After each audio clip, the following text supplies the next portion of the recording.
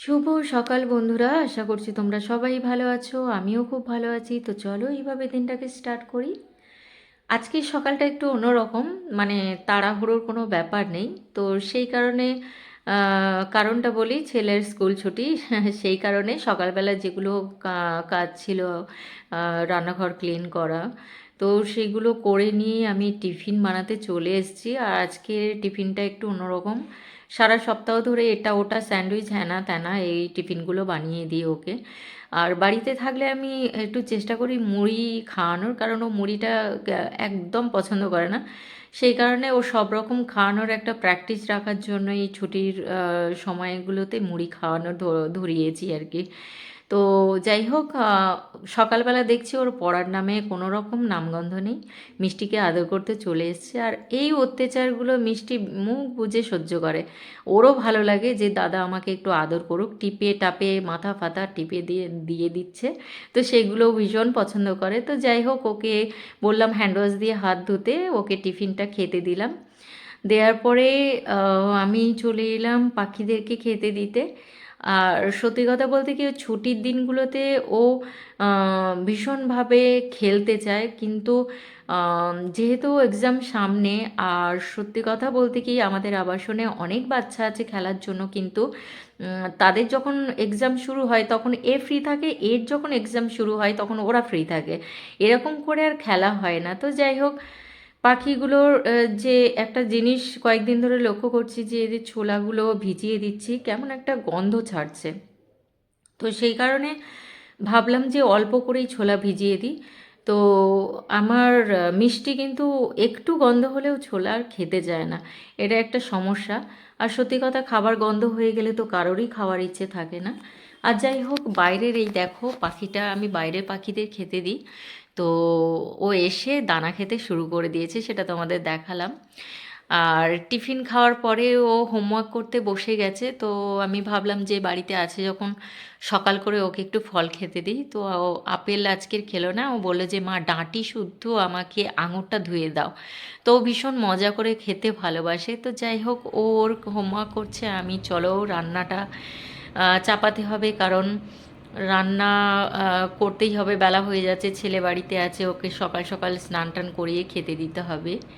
তো সেই কারণে আমি চলে এলাম কিছু সবজি কাটতে। আজকে বিশেষ কিছু করব না। আর সত্যি কথা বলতে কি, ছেলে আর আমি তো খাই। তো সেই কারণে না বেশি কিছু রান্না করি না, করলে কি হয় নষ্ট হয়। তো সেই কারণে, আর যদি আমার মা থাকে কখনো সখনো, তখন একটু চচ্চড়ি বা মা যেগুলো খেতে ভালোবাসে, মার সঙ্গে সঙ্গে আমারও খাওয়া হয়ে যায়। যেমন চচ্চড়ি বা নিরামিষই কিছু আইটেম রান্না করলাম, দুজনে খেয়ে নিলাম। তো আমার মা যেগুলো ভালোবাসে সেগুলো করার চেষ্টা করি যে কদিন থাকে। মা তো এখানে থাকতেই চায় না, যত বলি আমি আর বাচ্চা একা আছি, মা তুমি আমার কাছে থাকো। তো মা এটাই বলে যে জামাই বাড়ি বেশি দিন থাকতে নেই। তো যাই হোক, এটা মা মজা করেই বলে। আমার যখন অসুবিধা সুবিধা হয় আমার মাকে ডাকতে হয়, কারণ মা না আসলে আমার সত্যি প্রবলেম হয়, কারণ আমার এখানে হাজব্যান্ড থাকে না। তো মাঝে সাঝে আমার প্রবলেম হয়, যেগুলো আমার ছেলের এক্সামের সময় বা আমার ছেলের শরীর খারাপের সময়, এইগুলোর জন্য মাকে আসতে হয়। তো যাই হোক, আমার সবজি টবজি কাটা হয়ে গেছে। জাস্ট আজকে পেঁপে সেদ্ধ আর একটু ওই বেগুন দিয়ে মাছের ঝাল বানাবো। তো এগুলো আনাজ কাটা হয়ে যাওয়ার পরে আমি টাইলসটা মুছে ক্লিন করে নিলাম ওখানে। আর এখানে দেখো কত কালারফুল বেগুন আলু টমেটো দিয়ে একটা, এই যে পার্শে মাছ এনেছি, তো পার্শে মাছ হাফটা রান্না করে নিয়েছিলাম, হাফটা ছিল। তো সেটা আজকে পুরো কমপ্লিট করব, এটা ঝাল করব। আর দুটো কাতলা মাছের পেটি আছে, ওটা পরের দিনকে মাছ মোলা করে নেব। তো যাই হোক, আজকের এই যে পার্সে মাছগুলোর খাওয়ানোর একটাই উদ্দেশ্য, যে সামুদ্রিক মাছও বাচ্চাদের কিছু কিছু সময় খাওয়াতে হয়। তাও ওর একটা অভ্যেস আগেও বলেছি, যেটা ওর একবার খাওয়া প্র্যাকটিস হয়ে যায়, সেটা ছাড়া বাইরের আর কিচ্ছু খেতে চায় না। তো সে কারণে সব রকম আমার হাজব্যান্ড বলেছে ওকে সব রকম খেতে দিও। আর পনিরটা তো একদমই খেতে চায় না, তো ওটা এমন কৌশল করে খাওয়াতে হয় কি বলবো। মানে আমি যদি কিউব করে কেটে বা মটর পনির করি, সেটাও তো খাবেই না। পাশ দিয়ে যে জুসগুলো আছে সেইগুলো দিয়েই রুটি বা পরোটা এগুলো খেয়ে নেয়, পনির একদমই পছন্দ করে না। তো তার জন্য পনিরটাকে চটকে পুরো ময়দার আটার সাথে মিশিয়ে ওকে পরোটা বানিয়ে দিতে হয়। যে পরোটার অন্য কিছু মশলা দিতে হবে সেটা না, জাস্ট ওই রকমই। আর তার সাথে আমি একটু ধনেপাতা অ্যাড করি যাতে পনিরের গন্ধটা ওর নাকে না আসে। তো সেই কারণে এইভাবে স্কুলে যাওয়ার সময় এই টিফিনগুলো আমি বানিয়ে দিই। আর সোয়াবিনটাকে ওরকম গ্রেট করে পরোটার সাথে কিংবা কোনো পুর দিয়ে দিলাম বা স্যান্ডউইচের মধ্যেখানে দিয়ে দিলাম। তো এইভাবে আমাকে সোয়াবিন পনির এগুলো আমাকে খাওয়াতে হয়। আর সবজিটা তো ওই ওই কথাটা তো বাদই দাও, সবজি কিছুতেই খেতে চায় না। জাস্ট আমি যদি ওই যে পালং শাক এনেছিলাম, ভাবলাম যে ইউটিউব দেখে একটু পালং শাকের পরোটা বানাবো। তো সেটা সব রকম প্রিপারেশন নিয়েছি, কিন্তু আমার ছেলে বুঝতে পারাতে মা, সে আমাকে স্পষ্ট বলে দিয়েছে যে মা আমি কিন্তু সবুজ সবুজ পরোটা খাবো না। ব্যাস হয়ে গেল। পনির তো বুঝতে পারবে না, কিন্তু পালং শাক হলেই তো বুঝতে পারবে, তো সেটা খাবে না, বেকার।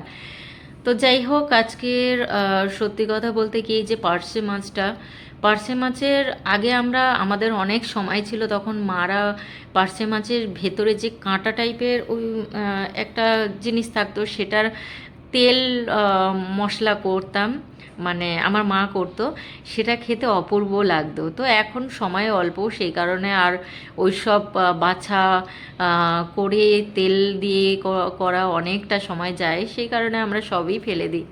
আর শুধু পার্শে মাছ দিয়ে হয় সর্ষে বাটা দিয়ে ঝাল, না হলে বাচ্চা খাবে সেই কারণে একটু আলু বেগুন দিয়ে একটু ঝাল করলাম। সর্ষেটা আর দিলাম না, কারণ সর্ষেটা খেলে ওর পেটটা একটু ব্যথা করে, সেই কারণে সর্ষেটা স্কিপ করে গেছে। আর দেখো, রান্না করতে করতে যেহেতু ও বাড়িতে আছে, ওর সাথে একটু ওকে আদর করতে ইচ্ছে হয়, যত বড় হয়ে যাক না কেন মার কাছে ছোটই থাকে। আর ওকে তারপরে স্নান টান করিয়ে দিয়ে ভাত দিয়ে দিয়েছিলাম, স্যালাড, প্রতিদিন একটু শশা কেটে দিয়ে ওর ভাত পাতে, আর হচ্ছে পার্শে মাছ আর পেঁপে সেদ্ধ। তো খানিকক্ষণ ওর কাছে বসে থেকে ওর মাছগুলো একটু বেছে দিতে হয়েছে, কারণ এই পার্শে মাছ ও একা খেতে পারবে না। তো যাই হোক, তারপরে চলে গেলাম ওর ড্রয়িং ক্লাসে। ড্রয়িং ক্লাসে ভীষণভাবে মজা করতে করতে যাচ্ছিল রাস্তায়। তো যাই হোক, দুজনে গল্প করতে করতে ওর ক্লাস কমপ্লিট হয়ে যাওয়ার পর বাড়িতে চলে এসে আবার পড়তে বসেছিল। আর দেখো মিষ্টি, ও দেখতে পাচ্ছে যে দাদা আমাকে আদর কেন করছে না। তো যাই হোক, ড্রয়িং ক্লাস থেকে আসার পর ওর খিদে পেয়ে গেছিলো, ওকে একটু ম্যাগি বানিয়ে দিলাম। আর ম্যাগি বানানোর সাথে সাথেও একটু মানে আমার সাথে মজা করছিল, না নিয়ে আমার দিকে তাকাচ্ছে না, আমি যত কথা বলার চেষ্টা করছি আমার দিকে তাকাচ্ছে না। যাই হোক, ও হোমওয়ার্ক করতে বসে গেছে, তো এক্সাম সামনে।